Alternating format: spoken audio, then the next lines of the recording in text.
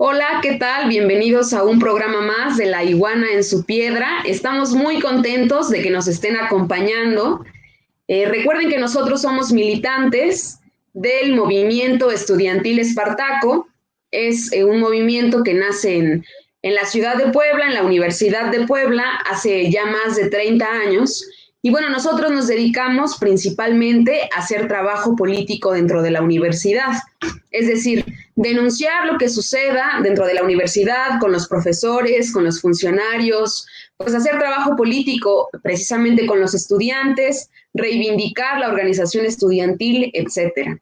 Somos una organización totalmente autónoma y para financiarnos, pues hacemos distintas actividades. Entre ellas tenemos un taller de pan, donde hacemos el pan y lo vendemos, también un taller de serigrafía, en el que hacemos diferentes carteles, diferentes playeras y también las vendemos y por medio de esto hacemos propaganda y bueno, muchas otras actividades. Y también tenemos otras actividades que no nos sirven para hacer finanzas, pero sí para hacer trabajo político, como un taller de escritura y como este taller de radio, La Iguana en su Piedra.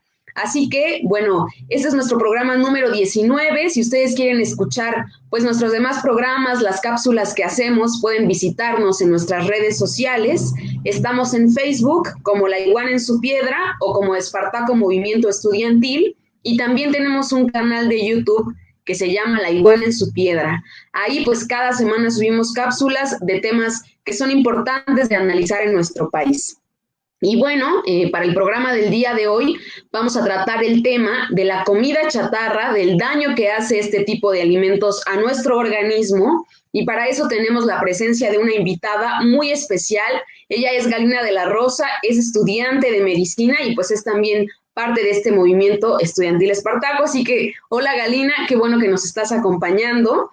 Les recordamos que a lo largo de este programa tendremos un espacio para poder responder algunas dudas o preguntas que ustedes tengan acerca de este tema, el tema de la comida chatarra, de por qué hace daño al organismo, de qué está haciendo la cuarta transformación en este tema. Entonces, pues vayan pensando sus preguntas, ya daremos un espacio para leerlas, váyanlas comentando en la sección de comentarios y bueno, no se vayan porque va a ser un programa muy, muy interesante. Así que vamos a empezar a abordar el tema del día de hoy y como lo vamos a iniciar es pues explicando en términos generales el panorama que hay en nuestro país, por qué el mexicano come de esa manera. Muchas veces se piensa que es una decisión individual, pero va mucho más allá de eso y tiene que ver con la dieta neoliberal. Así que, Ernesto, ¿tú qué piensas? Yo pienso que el tema alimenticio en México es un tema bastante profundo, ya que evidencia la enorme desigualdad existente en el país, así como el desprecio que se tiene con respecto a la vida humana, en todas sus formas, desde los niños, los adultos, los ancianos.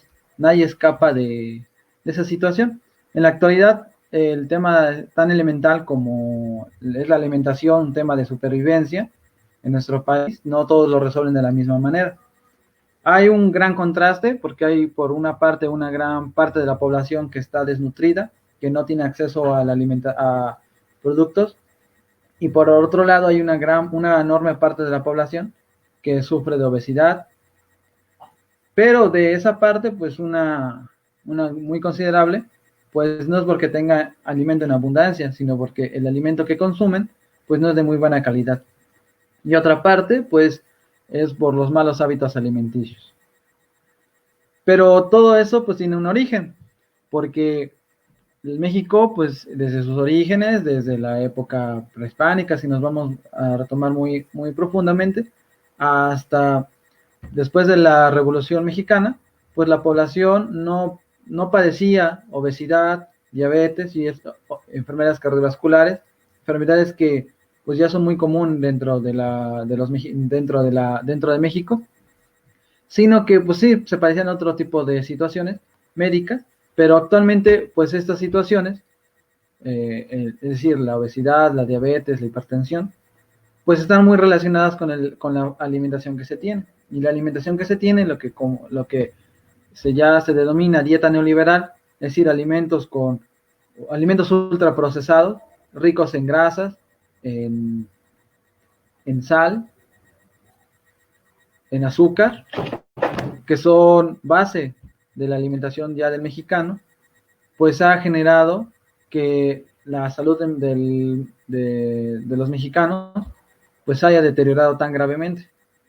Y pues se ve, México es uno de los países con mayor obesidad infantil y adulta, y también una enorme cantidad de personas con desnutrición, que es el otro tema de los que no, de plano no tienen acceso a los productos, no tienen acceso a los alimentos. Pero esto tiene un origen, el origen es, pues sí, la dieta neoliberal.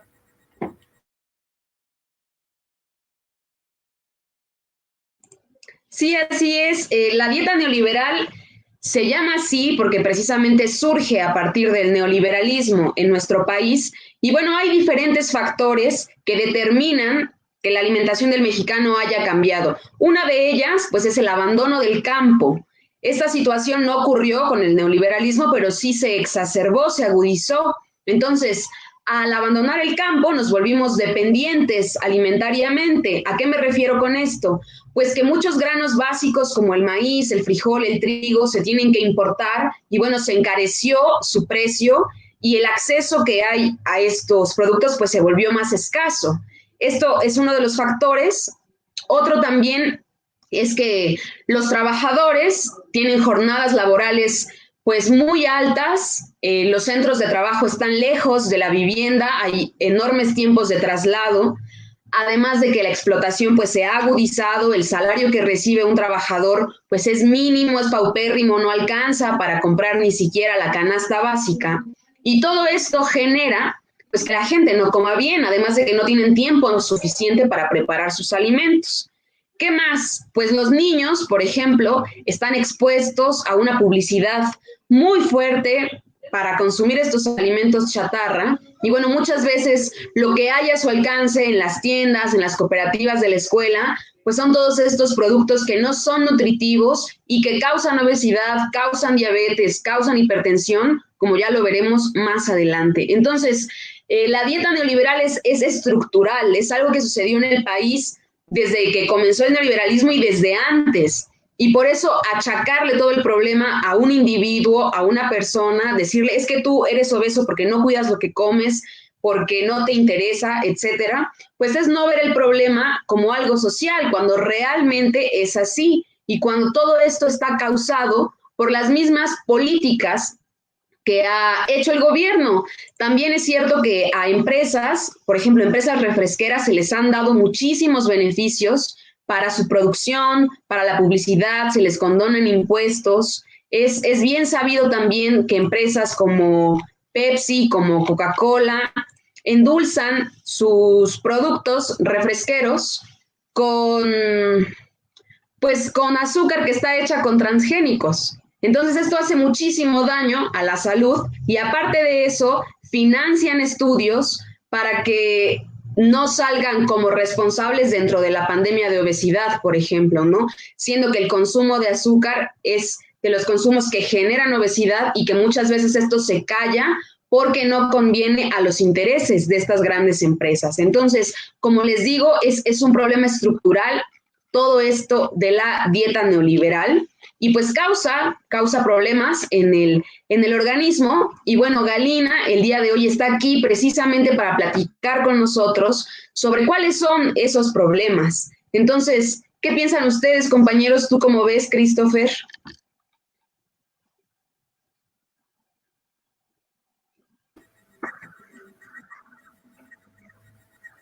Bueno, yo pienso que parte del problema es que pues se le dio mucha libertad a ciertas empresas para que pudieran comercializar sus productos.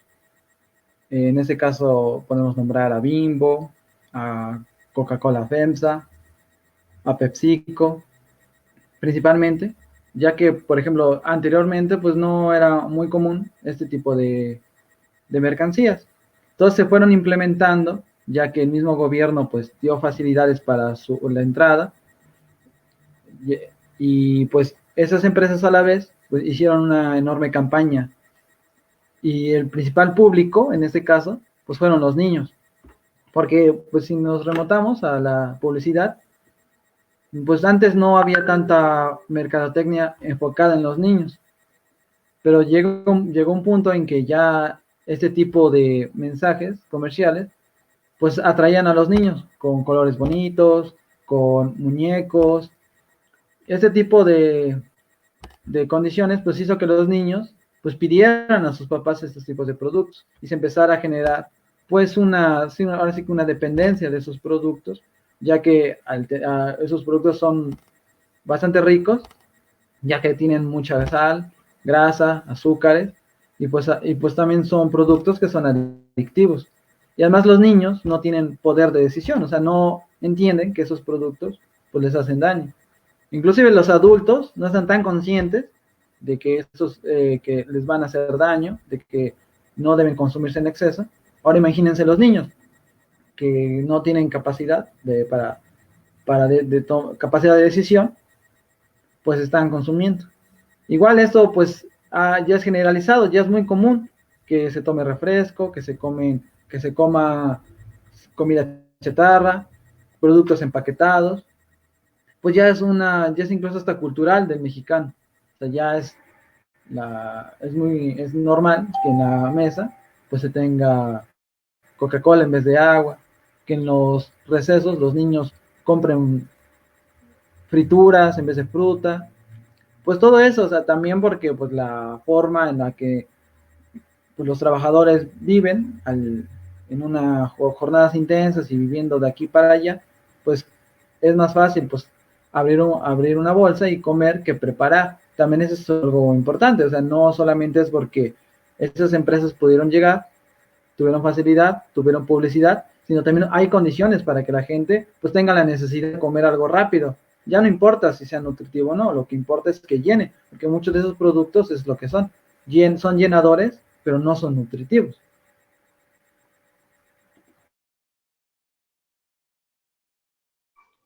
Efectivamente, bueno, como lo comentan los compañeros, es cierto que hay una condición que es totalmente estructural en tanto, pues, las condiciones de la gente, pues, afecta a lo que uno consume, ¿no? Es cierto y es bien sabido que, pues, durante la época neoliberal, como ya lo mencionaba mi compañero Ernesto, pues, eso entró, pues, toda esta digamos, guerra de publicidad, guerra de consumismo, en donde pues sí, digamos, se incentiva a que una persona en sí pues consuma ese tipo de cosas. Ya lo mencionaba Brenda, que pues es cierto que comemos lo que está a nuestras manos, ¿no? Las cosas que son más accesibles. Desgraciadamente, pues la comida chatarra, el mismo refresco, pues es algo que pues es muy fácil de consumir, ¿no? Cualquiera puede llegar, comprarlo, incluso pues no hay así como un impedimento, ¿no? De hecho, ya lo mencionaban, es incentivar que pues esto pues se siga reproduciendo, ¿no? La cuestión entra pues ya cuando, como en esta situación, en este contexto, pues se analizan pues otras cuestiones que pues en el pasado, en un proyecto neoliberal, pues no se dejaba analizar, pues por sí una cuestión de intereses, ya lo mencionaba Brenda, y pues bueno, hay que mencionar también algunos datos como que México pues es el mayor consumidor de refresco, ¿no? Y esto pues también es una cuestión estructural. Un mexicano al año está estimado a que consume casi 160 litros de refresco y casi el 10% del ingreso que esto obtiene pues es o se gasta en este consumo. De hecho, pues esto pues sí aterriza en la realidad cuando uno pues llega a comprar cosas al mercado y pues casi no gastas nada en comprar verduras, pero sí te puedes gastar, no sé, más de lo que tú pagas por la verdura por un refresco. Y pues eso es algo real, algo que pasa, algo que las familias mexicanas pues tienen muy arraigado y pues sí es una cuestión pues de las grandes empresas, de lo que se consume. De hecho es bien sabido también que en Chiapas pues no hay mucha agua potable y es más fácil incluso conseguir un refresco que pues conseguir pues, el agua natural, ¿no? Pues esto también es una condición que pues las mismas clases y los mismos empresarios pues han metido pues simplemente por el beneficio de sus intereses. No sé cómo lo pueden aterrizar. Sí, pues esto que mencionan Ernesto y Christopher esto es la dieta neoliberal, pero esto causa graves afectaciones a la salud. Entonces, me parece que hay que empezar a platicar de este tema porque es súper importante, es el tema central del día de hoy y para eso es que Galina está aquí con nosotros. Entonces, Galina, ¿nos puedes explicar? Me parece que en primer momento, en primera instancia, para que todos lo tengamos claro, pues algunos conceptos, como qué es una dieta, por qué, o sea, qué es la alimentación y por qué el mexicano se alimenta de esta manera. ¿Tú qué piensas?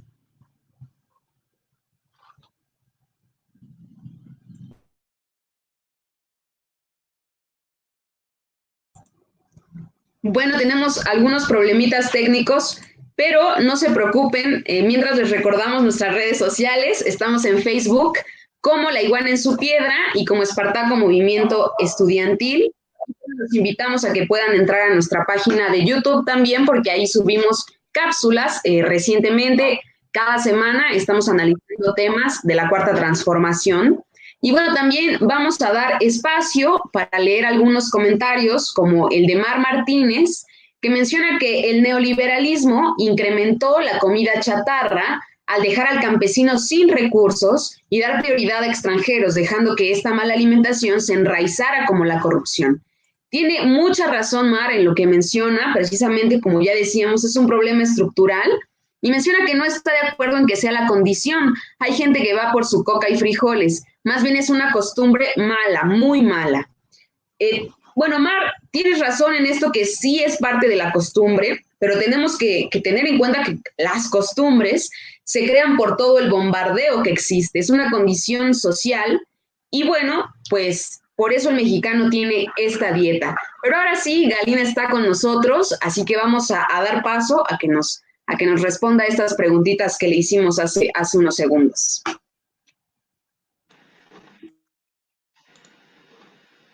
Hola, bueno, primero que nada, perdón por el problema de conexión, de pronto se me fue.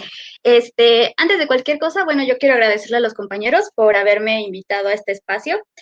Y bueno, dando una introducción antes de que podamos hablar de lleno del problema, hay que tener en cuenta cuáles son algunos de los conceptos básicos para después poder profundizar un poquito más.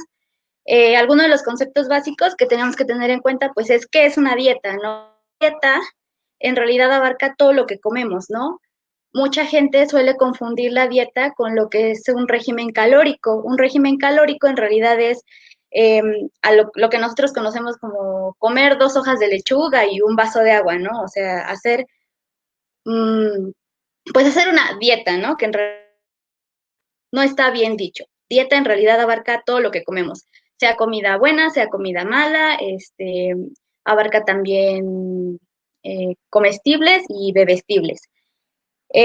Otra cosa que hay que tener en cuenta, bueno, que es la alimentación, ¿no? La alimentación es simple y sencillamente la acción de alimentarse y esta acción, bueno, tiene un propósito, ¿no? En los seres vivos, pues en su mayoría es un elemento que ayuda a su crecimiento, a su desarrollo a lo largo de su ciclo de vida y bueno, también incluye alimentos que siempre son buenos, pero bueno, están dentro de lo que se define como alimentación, ¿no? Y de ahí nos podemos decantar a cuál es la dieta del mexicano. Hasta hace varios años el mexicano tenía acceso a mejores alimentos. De hecho, si cualquiera de nosotros le pregunta a sus papás, pues muchos pueden decir que había lugares como la Conasupo que tenían productos que eran de buena calidad y que y que estaban al alcance de más gente, ¿no? Pero con la llegada de las empresas transnacionales, pues se comienzan a meter alimentos chatarra, pues aquí hay que definir un poquito como qué es el alimento chatarra, ¿no? El alimento, bueno, en nosotros conocemos la chatarra como los fierros viejos, ¿no? Pero si definimos alimento chatarra como tal, bueno, pues tenemos que los alimentos chatarra son cualquier alimento que no tenga ningún aporte nutricional y que sea sobre todo alto en azúcares, alto en sodio, alto en calorías, alto en grasa. Y bueno, todos estos elementos se empiezan a agregar a la dieta del mexicano y empiezan a transmitirse de generación en generación, y tenemos como resultado que de unos años hacia acá, pues en México tenemos un índice muy alto de obesidad, siendo el primer país en obesidad en adultos, y el segundo país, no, perdón, en niños, y siendo el segundo país en obesidad en adultos, solo siendo superior.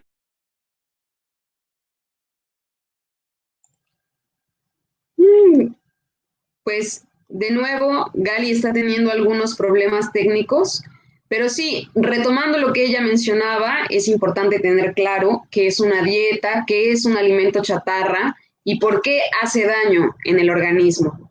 Mientras le esperamos, que ya viene, ya estoy viendo aquí que aparece, pues debemos tener en cuenta que esto genera problemas en la salud, tales como la obesidad, como la hipertensión, como la diabetes. Y bueno, precisamente la comida chatarra, les decía Galina, que puede tener afectaciones en la salud. ¿Tú cómo ves esto?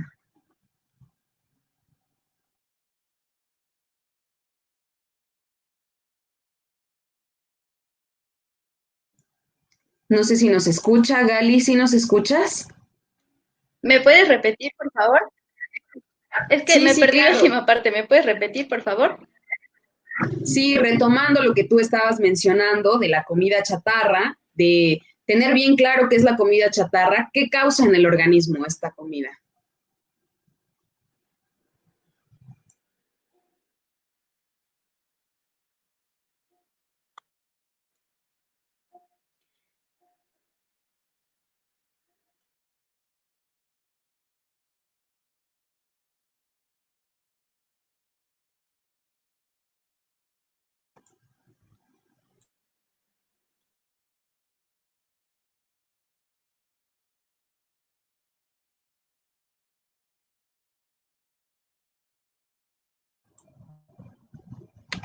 Bueno, no sé qué es lo que está sucediendo. Al parecer, Gali sigue teniendo algunos problemas técnicos, pero no pasa nada. Aquí Ernesto y yo podemos pues seguir discutiendo este tema porque es, pues porque es fundamental, ¿no? Que realmente los que nos están escuchando puedan entender por qué hace daño comer comida chatarra, por qué no hay que comerla, que no es una necedad del gobierno, que es algo real, que más allá de político es un tema de salud pública y que debemos tener muy claro entonces qué causa la comida chatarra en el organismo. Gali, ¿ya nos escuchas?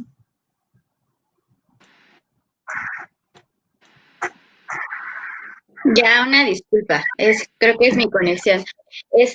Bueno, retomando lo que estaba yo diciendo antes de irme, pues bueno, tenemos que el mexicano pues comienza a adoptar esta dieta, este tipo de alimentación. Bueno, tenemos lo que dice Brenda, ¿no? Comenzamos con los problemas a raíz del consumo de comida chatarra. Uno de los principales problemas que tenemos ahorita, pues a nivel mundial en realidad, porque nosotros hemos vivido en pandemia muchísimos años y no precisamente por el coronavirus, ¿no? Actualmente hay uno de los principales problemas de la salud pública es el sobrepeso y la obesidad, ¿no? Y bueno, la mayoría de los casos, en realidad se deben a una alimentación deficiente, a una alimentación desequilibrada.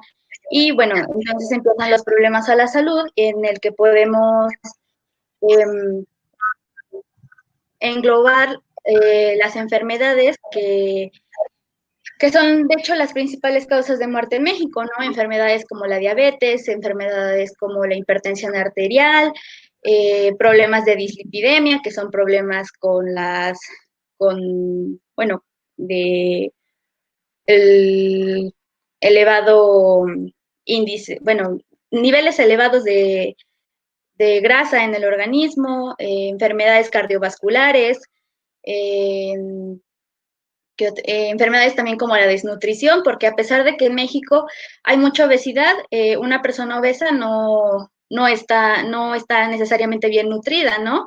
También existe la desnutrición dentro de la gente pues, que padece obesidad, ¿no?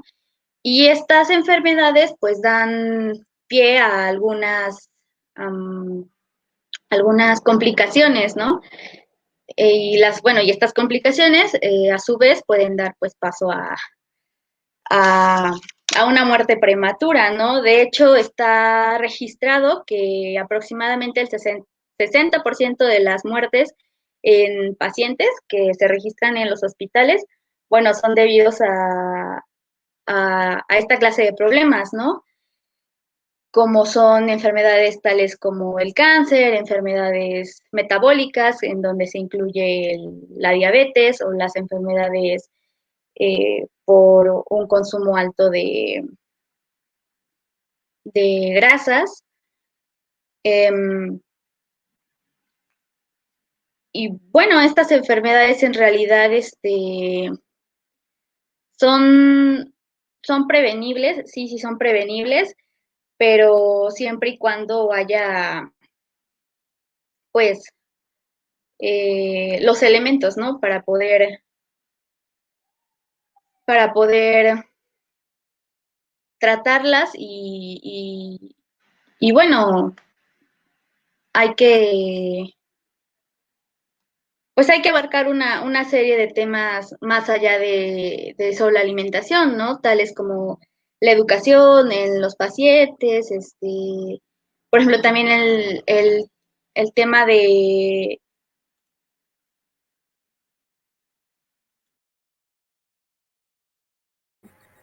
Bueno, en lo que regresa nuestra compañera, yo le tengo una duda y ahorita que regresa nos las puede contestar. Sobre los productos propiamente aludidos, por ejemplo, la Coca-Cola, los productos de Bimbo, las papitas de Sabritas, de Barcel, la Maruchan, muchos productos enlatados que si los vemos son entre productos salados, dulces y grasosos. O sea, ya hay una base científica para decir que esos productos son malos para la salud y si esos productos, lo que algunas lecturas nos dicen que son adictivos. O sea, que médicamente, ¿cómo lo podrías explicar, Gali? ¿No? Sí existen estudios que respaldan esos argumentos. De hecho, muchos de estos estudios se pueden encontrar en Internet fácilmente y hay varios artículos de la Organización Mundial de la Salud y de la Organización Panamericana de la Salud que los respaldan bueno, son artículos un poco más pequeños, con menos tecnicismos, que están al alcance de toda la población, que cualquiera puede leer y son totalmente entendibles, en el que se explica por qué estos alimentos dañan a la salud como tal. Digo, si alguien los quiere revisar, están en Internet y son de acceso totalmente público. Una de las bueno, tú, retomando a Ernesto no tiene la duda de qué es lo que ocurre en el organismo al momento de consumir estos productos, ¿no? Estos productos están tan adicionados y tan procesados con una cantidad de cosas así inimaginables que hay algunos que tienen aditivos que tienen pues la misión de hacerlos adictivos, ¿no? Porque hay varios elementos que lo que hacen es que propician la producción de una sustancia a nivel cerebral que se llama dopamina. Esta dopamina es la encargada de producir la felicidad en el humano, ¿no? La sensación de placer, la sensación de felicidad, la sensación de saciedad. Entonces, estos productos al promover su producción, bueno, pues crean algo parecido a una dependencia, ¿no? De hecho, hay algunos artículos que publicaron en Estados Unidos que hablan acerca de que la adicción a productos chatarra, a productos eh, como son refrescos, helados, papas, pasteles, comida rápida, pues se debe a esto, ¿no? Y que puede ser, y que la dependencia que causan en ocasiones puede ser comparable a la dependencia que uno puede generar por la cocaína o por la heroína.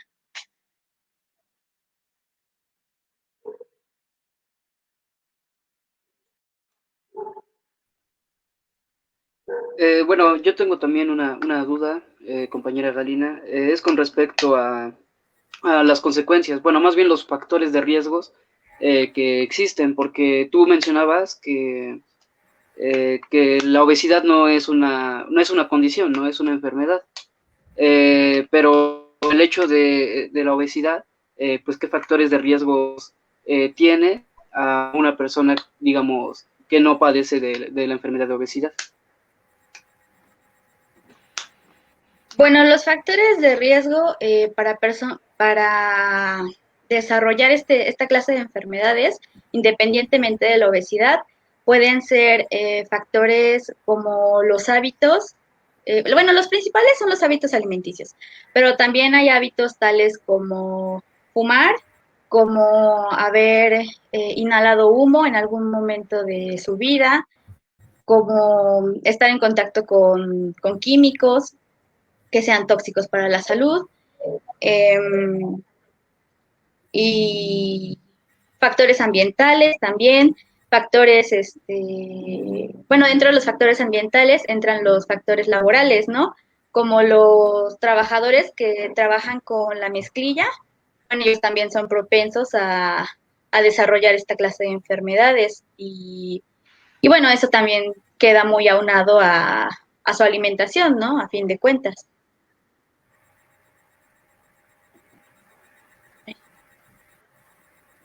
Y por ejemplo, en este caso, los niños son más propensos a generar este tipo de adicciones, por una parte, y por otra son más, por ejemplo, los daños generados por la diabetes o la obesidad, la hipertensión en los niños, es más agresivo que, por ejemplo, en un adulto. En realidad los niños no desarrollan esta clase de enfermedades en la niñez. O sea, esta clase de enfermedades es más propia de adultos mayores. Esta clase de enfermedades se determinan como enfermedades crónico-degenerativas. Son enfermedades que tienen un,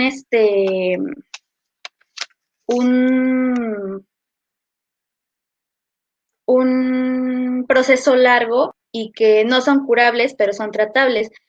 Lo que ocurre en la niñez en realidad es que se comienzan a acumular esos factores de riesgo, tales como la obesidad, como la desnutrición, como los malos hábitos alimenticios, y y en un futuro, cuando estos niños se convierten en adultos y bueno, comienzan a desarrollarse, comienzan a crecer, es que empiezan a desarrollar estas enfermedades, porque el cuerpo de los niños es como un cuerpo nuevecito, ¿no? O sea, y si no se le inculcan los hábitos alimenticios correctos desde un inicio, pues es algo que va a seguir reproduciendo, ¿no? Entonces, a la larga es que se comienzan a desarrollar estas enfermedades. No son propias de los niños, sí hay un tipo de diabetes que le da a los niños, porque la diabetes podemos resumirla en dos, ¿no? Tipo uno y tipo 2. El tipo uno es propio de los niños, pero es una condición que ya viene, digamos, incluida en esos pacientes, ¿no? Es una condición que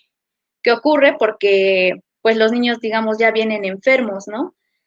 Pero el tipo 2 es una enfermedad, es un tipo de diabetes que se desarrolla con el paso del tiempo. Y esa, de hecho, la diabetes tipo 2 es el 90% de diabetes que hay en México, ¿no? Entonces, no es una enfermedad, no son enfermedades propias de los niños, ¿no? Pero el hecho de que ellos consuman comida chatarra, tengan malos hábitos alimenticios, que no hagan ejercicio, que, bueno, que sigan reproduciendo ese estilo de vida, es lo que los propicia en un futuro a desarrollar ese tipo de enfermedades, pero no es propio de los niños.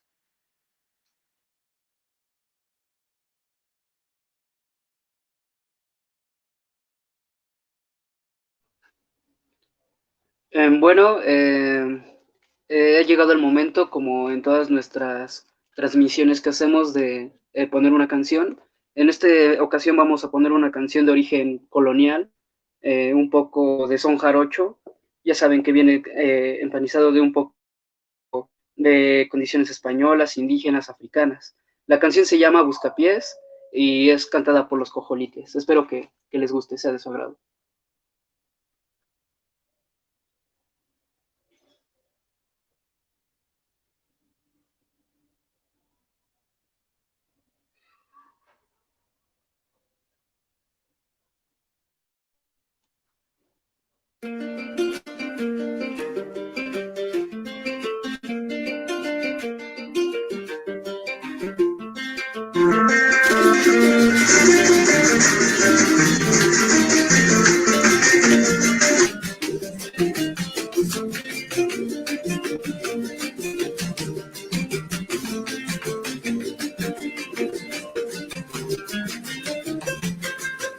Señores, que son es este, señores, se busca bien. Señora, que son es este, señores, se busca bien. La primera vez que lo oigo, pero qué bonito es. La primera vez que lo oigo, pero qué bonito es.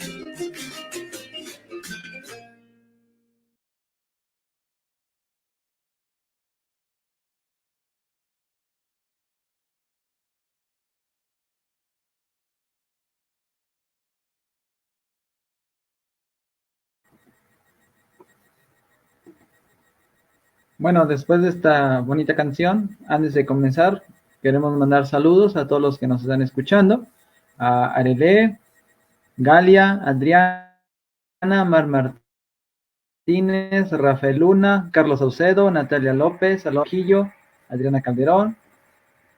También tenemos a Natalia Tepox, a Ricardo Sánchez, Brandon Vadillo, Pamela Lobón, Jorge Antonio Melchor, Nico Armenta, May Toledo, Luis Vázquez y Concepción Alamezca. Y Laura Tellitud. Pues les agradecemos que nos estén escuchando en La Iguana en su Piedra, transmitida por Radio AMLO. Bueno, para seguir con el tema, pues ahora lo vamos a pasar a discutir sobre la Estrategia Nacional para la Alimentación Sana. Ya tenemos un panorama de que la alimentación del mexicano es mala en general, pues es generada por condiciones económicas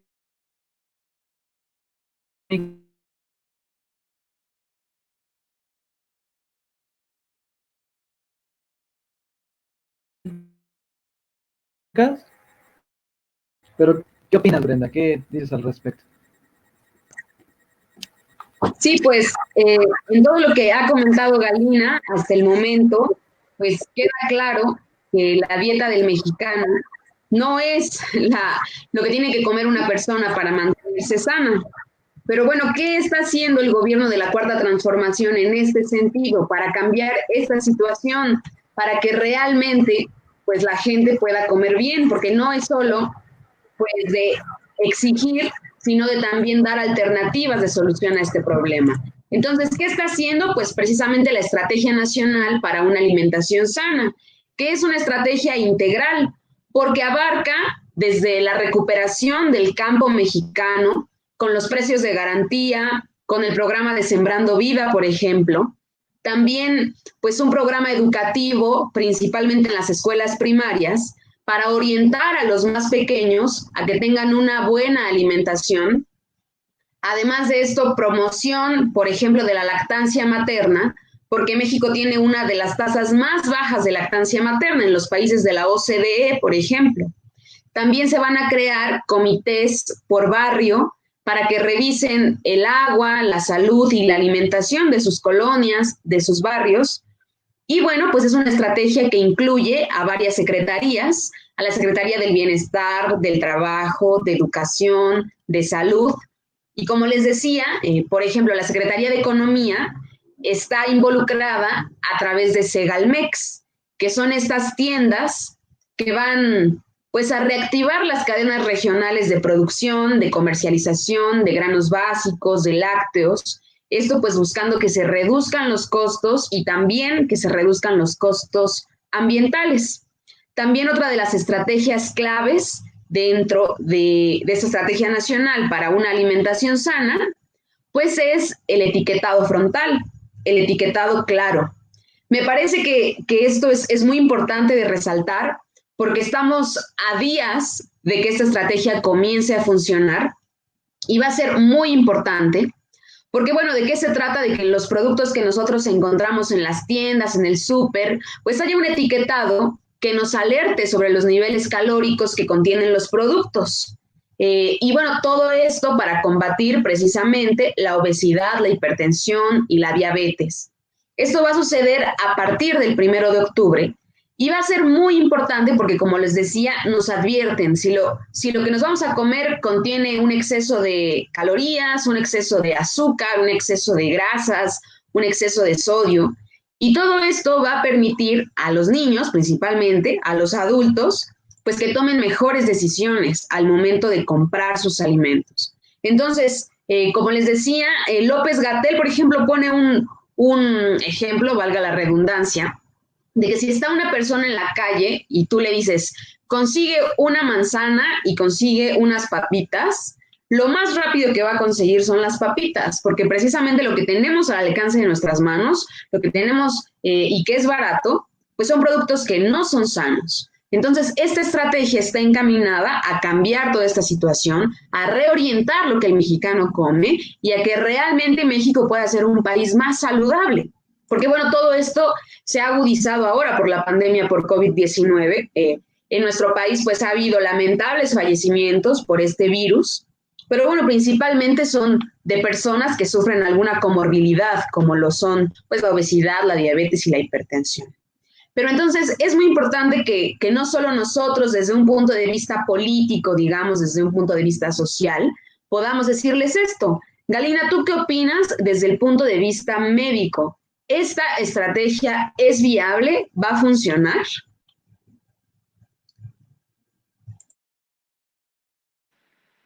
Yo creo que esta clase de estrategias sí es viable siempre y cuando no se tergiverse, ¿no? Lo cual, bueno, es complicado, pero sí es una estrategia que yo veo bastante viable.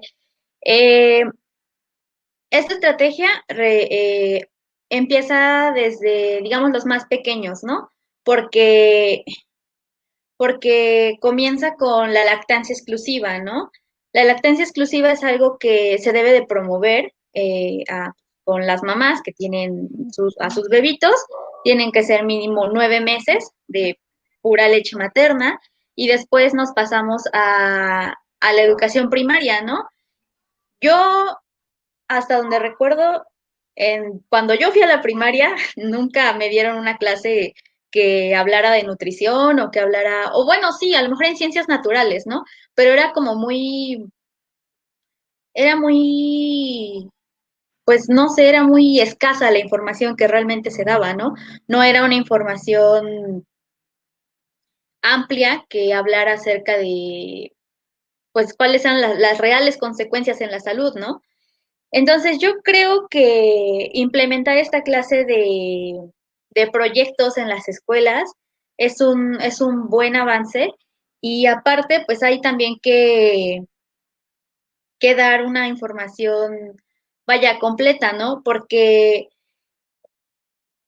si uno comienza con una educación alimentaria buena desde pequeñitos, pues bueno, es más factible, es más real la posibilidad de que una vez que alguien crezca, pues tenga mejores elecciones en cuanto a su alimentación, ¿no? Ahora, en cuanto al etiquetado claro, yo creo que el etiquetado claro es una buena estrategia y es un buen elemento, un buen auxiliar para la población en general, ¿no? Sin embargo, algo que hay que tener en cuenta es que hay que tener cierta educación incluso para entenderlo, ¿no? Porque el etiquetado claro, pues literalmente son etiquetas pequeñas que dice alimento alto en grasas, alimento alto en carbohidratos, alimento alto en azúcares, ¿no? Pero si una persona no sabe lo que son los carbohidratos, no sabe lo que son las grasas, no sabe lo que son el sodio, ¿no? La sal, pues va a seguir consumiendo ese alimento sin importar lo que le diga, ¿no?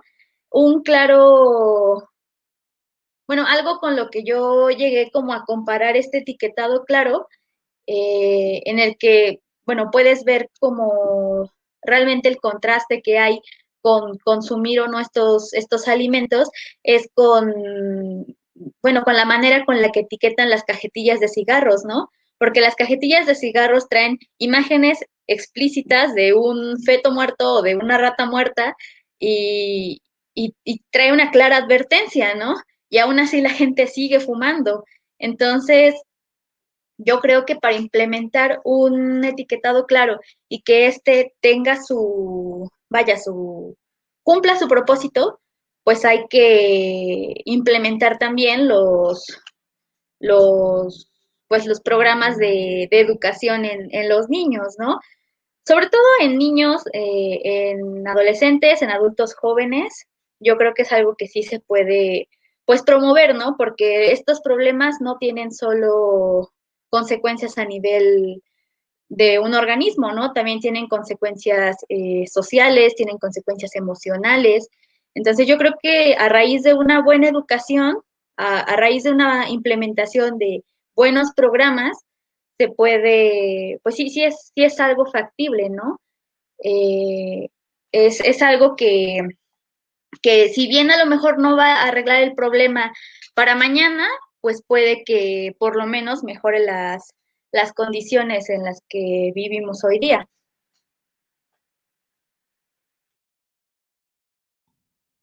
Pues sí, así está pues más claro que estas estrategias sí van orientadas a mejorar la salud de la gente, pero deben ir acompañadas, como lo mencionaba Galina, de educación para los más pequeños y también para los adultos, para que realmente sepamos qué significa lo que nos vamos a comer.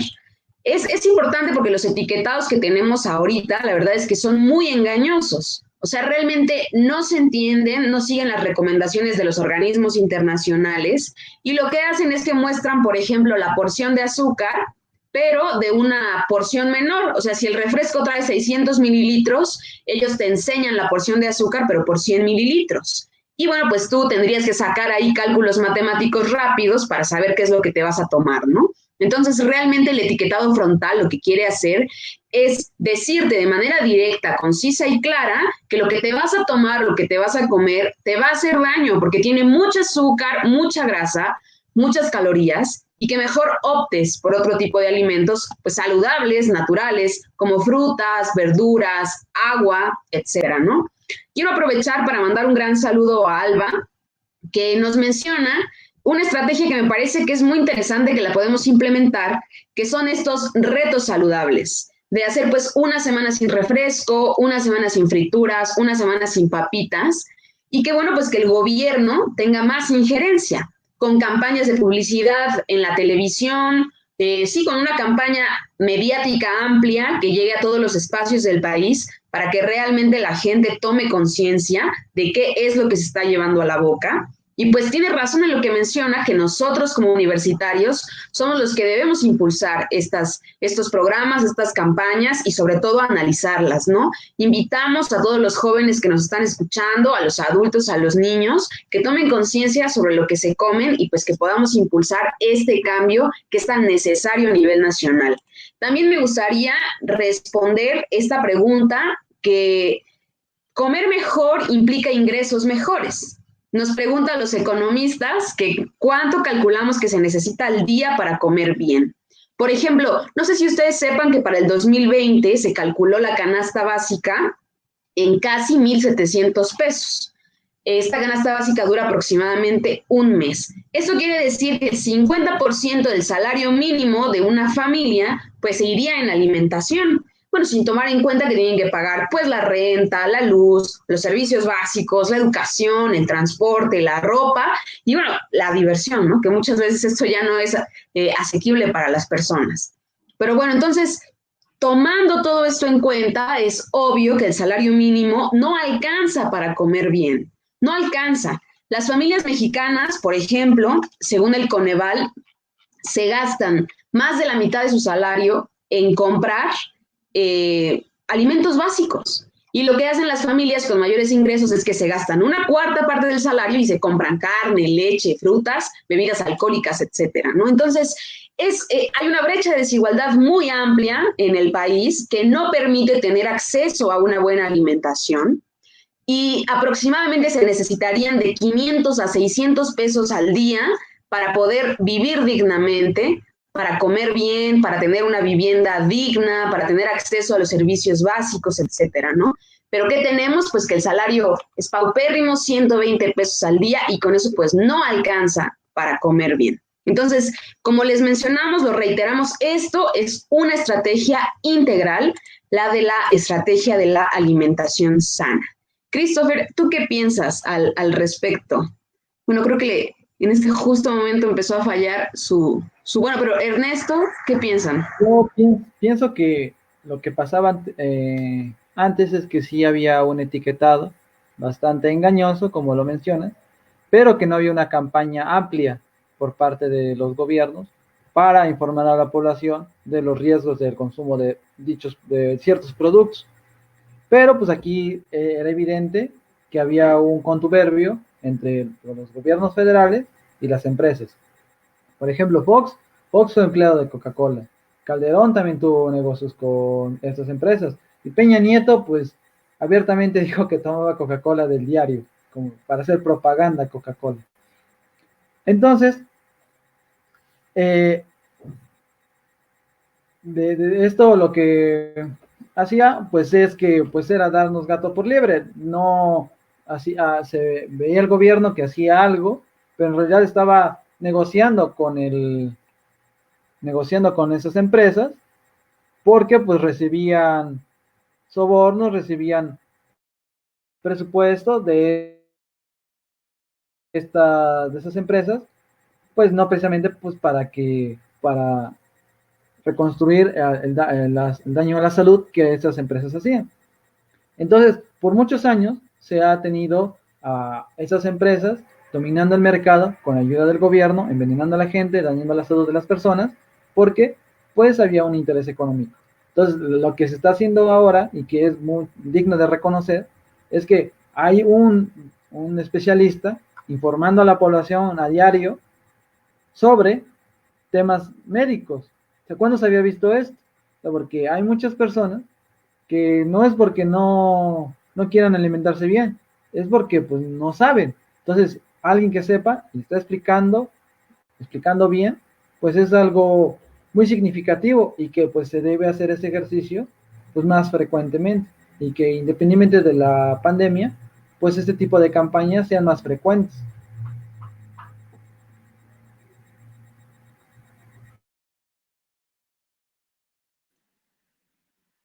Bueno, yo quiero retomar un poquito algo de lo que dijeron Brenda y Ernesto acerca del etiquetado engañoso, porque esto es algo muy, muy cierto. Yo llegué a platicar de esto con algunos compañeros de la carrera de nutrición y ellos me comentaban que realmente para hacer los cálculos correctos y reales de estos alimentos hay que hacer unos cálculos pues realmente muy grandes que yo sinceramente desconozco, pero, pero que sé que se deben de hacer por especialistas bueno, de especialistas en nutrición, ¿no?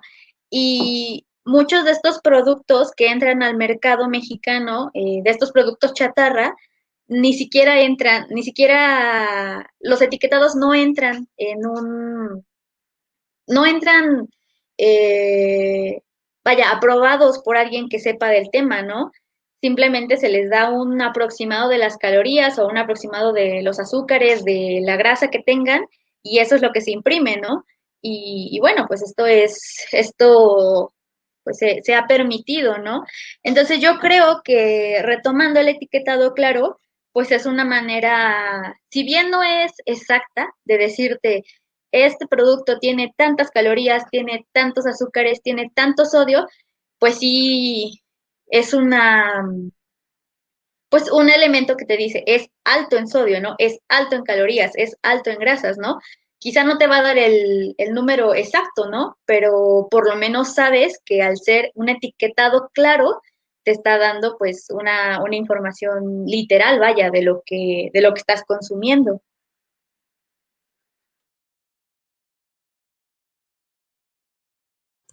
Sí, esto que menciona Galina es cierto, el etiquetado claro. Además, es importante mencionar que está atacando fuertes intereses económicos y que por eso, pues hay un sector de la población, un sector económico, el sector dominante, el sector de los empresarios, que está molesto con esta medida. Y bueno, ¿qué hacen? ¿Cómo contraatacan? Pues con un golpe mediático. ¿Tú qué piensas, Ernesto? Pues sí, ya con más claridad vemos que hay una enorme relación entre la mala alimentación y, y algunas enfermedades, y que algunas de esas enfermedades son comorbilidades del coronavirus. Entonces, pues ¿qué han hecho algunos gobiernos estatales en vez de promover una mejor salud, de promover una mayor calidad de vida? Pues como tienen intereses económicos, pues lo que hacen es echarle la culpa al gobierno, a a los encargados de la salud en México, pues diciendo mentiras, haciendo campaña, haciendo todo un golpe, aprovechando esta situación, aparte de esos intereses que se están trastocando, otros intereses que ya han sido trastocados, pues le aprovechan esta situación sanitaria pues, para atacar. ¿Qué hacen los empresarios? Que pues ya el gobierno pues está haciendo evidente que sus productos pues no son ni saludables ni, y que han dañado por años a la población, pues igual le atacan al gobierno. Entonces aquí lo que se ve es una lucha de intereses. Por una parte está la población muriéndose literalmente por una mala.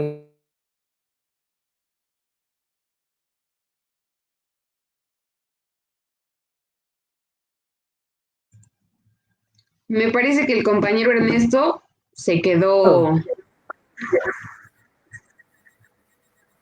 El gobierno pues está claro, primero la salud de las personas, más allá de la ganancia. Entonces, pues sí es muy importante pues seguir dando vueltas a esto, pues y seguir informándonos, o sea, no hacer caso ya parece cantaleta a los medios tradicionales, a Televisa, a TV Azteca, Imagen, porque pues estas empresas pues tienen intereses compartidos con esas otras empresas. Entonces, lo que se debe hacer, pues sí, es hacer caso a la información oficial, pues buscar otros medios alternativos de información, principalmente en Internet.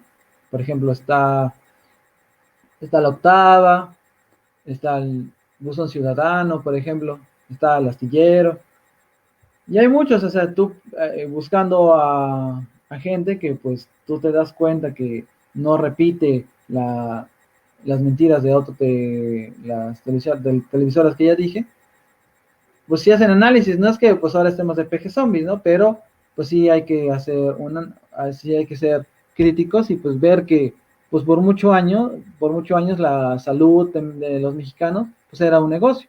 Pues ahora como ya no lo es, pues sí hay intereses que están chocando, y pues nosotros pues estamos del lado de los pobres. Bueno, pues yo pienso que pues ya nos hemos aclarado algunas dudas respecto a estos productos, a la campaña del gobierno federal, y pues que es un tema largo que en otros programas se le puede dar más continuidad. Incluso si Galina le gustaría estar de nuevo, la podríamos volver a invitar. De momento, pues eso sería todo por nuestra parte. Yo soy Ernesto Campeche. Bueno, pero antes, perdón, Ernesto, es importante leer el comentario de Gisela Berruecos, que nos está viendo. Menciona que es muy importante el salario, pero que al igual estamos muy mal en cuanto a nuestros hábitos alimentarios, pues porque preferimos comprar bebidas altas en azúcares o en grasa a una botella de agua. Y bueno, al igual que le mencionábamos a Mar Martínez hace ratito en el programa, esto depende de una estrategia integral y de que poco a poco, paso a paso, vayan cambiando los hábitos alimenticios de los mexicanos. Entonces, agradecemos muchísimo a Radio AMLO que nos haya dado este espacio, como siempre. Recordamos que pueden ver nuestro canal de YouTube, estamos como La Iguana en su Piedra, subimos ahí cápsulas en las que ustedes se pueden informar. También en nuestras redes sociales subimos noticias todos los días en La Iguana en su Piedra y también en Espartaco Movimiento Estudiantil. Y un gran agradecimiento a Galina por haber estado en el programa del día de hoy. Entonces, Christopher ya no pudo estar con nosotros, pero aún así, pues, el ratito que estuvo discutiendo con nosotros, le mandamos un gran saludo y pues esto fue La Iguana en su Piedra. Yo soy Brenda.